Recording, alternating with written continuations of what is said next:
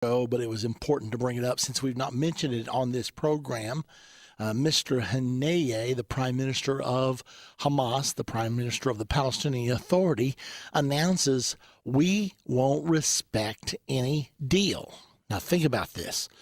Hamas, he's the Prime Minister. Mahmoud Abbas is the president. We have a split government here.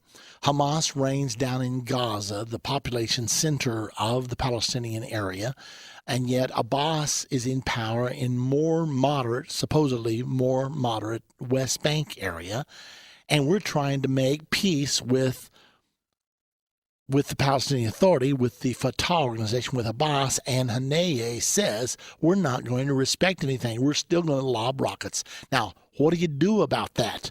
They're saying, and all of this came about because the Prime Minister of Israel, Netanyahu, along with Mr. Abbas, were scheduled to meet with Barack Obama at the White House in Washington.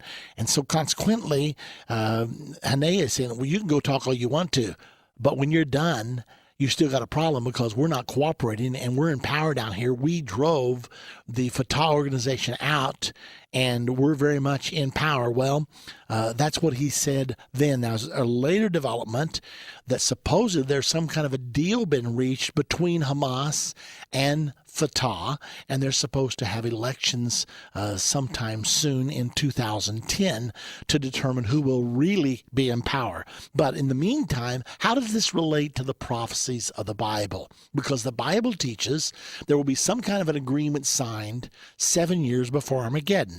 But then it teaches 3.5 years later after the signing and 3.5 years before Armageddon, there's going to be a terrible outbreak of violence in the West Bank.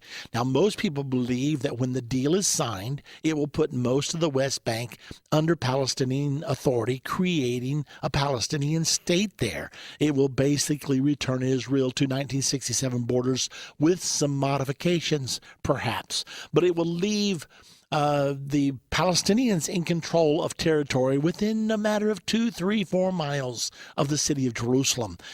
So it's going to leave Israel in a very jeopardized situation, and that's the reason Israel says one of the conditions will be a totally disarmed state.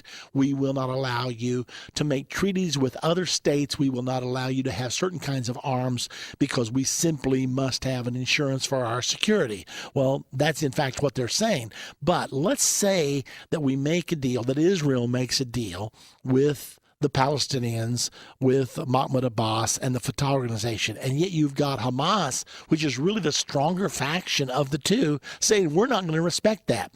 So let's say that 3.5 years after this agreement is made, or less, that Hamas ends up totally overthrowing Fatah. Or let's say that in these elections coming up,